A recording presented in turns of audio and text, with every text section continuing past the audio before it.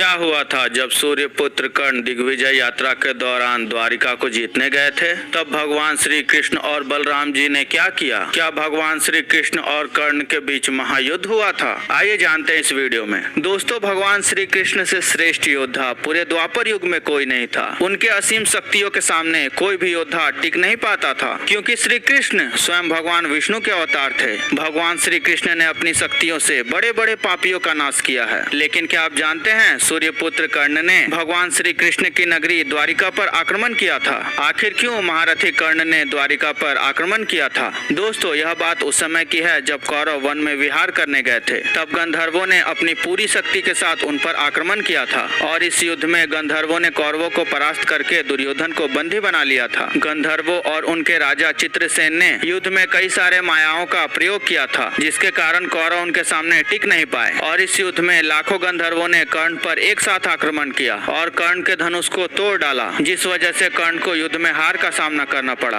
क्योंकि वो इस युद्ध में अपना विजय धनुष का इस्तेमाल नहीं किए थे। उन्होंने एक साधारण धनुष के सहारे ही इस युद्ध को लड़ा था। कर्ण ने तो अपना विजय धनुष का इस्तेमाल सिर्फ महाभारत युद्ध के 17वें दिन किया था, जिस दिन उनका मुकाबला युद्ध में अर्जुन के साथ था। गंधर्व युद्ध में कर्ण के सामने ही गंधर्वों ने दुर्योधन को बंदी बना लिया था। फिर बाद में अर्जुन ने गंधर्वों से दुर्योधन को बचाया था। इस युद्ध में मिली हार के कारण कर्ण की बहुत बेइज्जती हुई। उनको लोगों ने भगोड़ा तक कहा। उनकी वीरता पर लोगों ने सवाल उठाए। इसके बाद कर्ण अपने खोए हुए सम्मान को वापस पाने के लिए दिग्विजय यात्रा करने का विचार किया। कर्ण ने दिग्विजय यात्रा उस समय की थी जब पांडवों को 12 साल का वनवास और 1 साल का अज्ञातवास के लिए भेज दिया गया था। और इसी बीच दुर्योधन ने धरती के सबसे मुश्किल यज्ञ यानी कि वैष्णव यज्ञ को किया था। जिस समय कर्ण ने दिग्विजय यात्रा शुरू की और अपनी विशाल सेना के साथ दिग्विजय के लिए निकल पड़े। पहले कर्ण ने पांचाल नरेश राजा द्रौपद के राज्य पर आक्रमण किया। कर्ण की विशाल सेना के सामने राजा द्रौपद ने अपने घुटने टेक दिए और कर्ण की अधीनता स्वीकार की। इसके बाद द्रौपद का राज्य पांचाल हस्तिनापुर के अधीन हो गया। कर्ण ने राजा द्रौपद को सोना चांदी और बहुत सारा कर देने को विवश कर दिया था। महाभारत काल में भगदत्त नामक एक पराक्रमी राजा हुआ करता था। वो पराग ज्योतिषपुर का राजा था। वैसे तो भगदत्त बहुत बुजुर्ग योद्धा था, लेकिन फिर भी उनके अंदर इतना पराक्रम था कि कोई भी योद्धा उनसे युद्ध करने से पहले 10 बार सोचता था, क्योंकि उनसे युद्ध करना मौत को निमंत्रण देने के बराबर था। दरअसल भगदत्त के पिता का नाम नरकासुर था। उसके पास भगवान विष्णु का वैष्णवास्त्र था, जो कि उसने अपने पुत्र भगदत्त को ये अस्त्र दे दिया था। वैष्णवास्त्र को किसी भी अस्त्र से नहीं रोका जा सकता था, लेकिन कर्ण ने अपने दिग्विजय यात्रा के दौरान महापराक्रमी भगदत्त को भी परास्त कर दिया था। दिग्विजय यात्रा के समय कर्ण ने भगदत्त के राज्य पर बड़े ही कुशलता के साथ आक्रमण किया और जब भगदत्त के साथ कर्ण का महायुद्ध हुआ, तब कर्ण भगदत्त को परास्त कर एक वीर योद्धा कहलाया। इसके बाद कर्ण ने मगध और छेदी को भी जीत लिया था। इसी तरह कर्ण ने सारे दिशाओं में दिग्विजय यात्रा कर सारे राज्यों को अपने अधीन कर लिया था, यानी कि हस्तिनापुर के अधीन कर लिया था।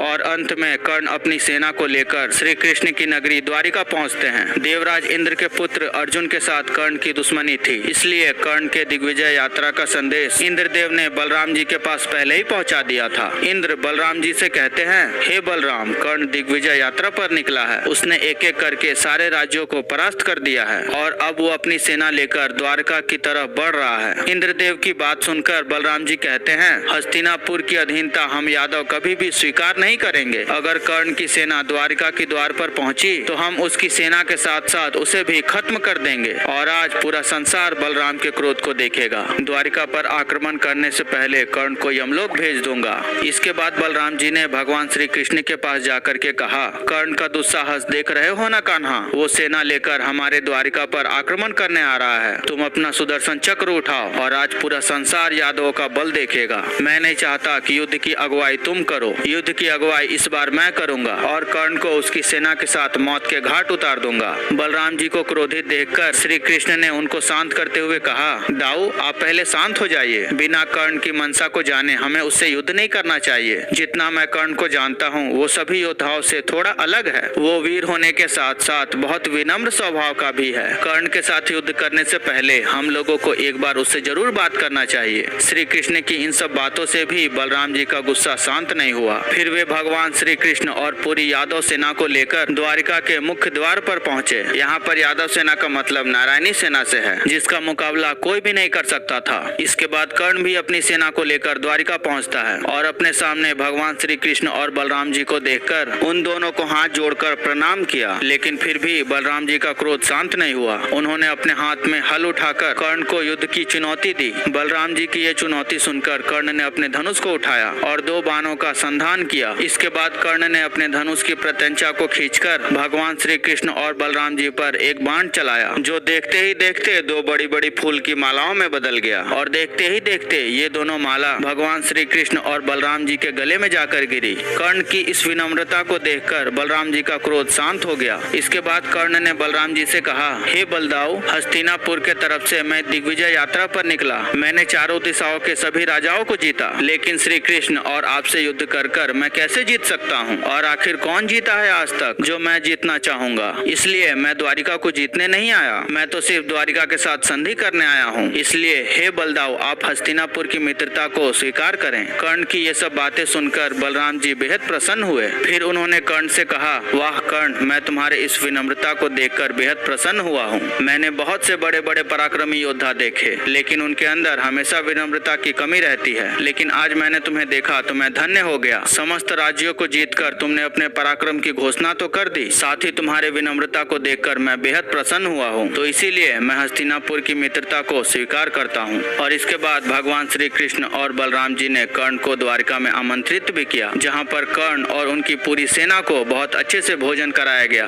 भले ही कर्ण सभी राजाओं को परास्त कर चुका था, लेकिन उसने द्वारिका पर आक्रमण नहीं किया और न ही उनसे युद्ध करने की सोची, क्योंकि स्वयं कर्ण भी जानता था कि जहाँ स्वयं भगवान विष्णु और शेषनाग जी के अवतार मौजूद हैं, वहाँ पर कोई साधारण मनुष्य तो क्या, देवता तक युद्ध करने के बारे में सोच नहीं सकते।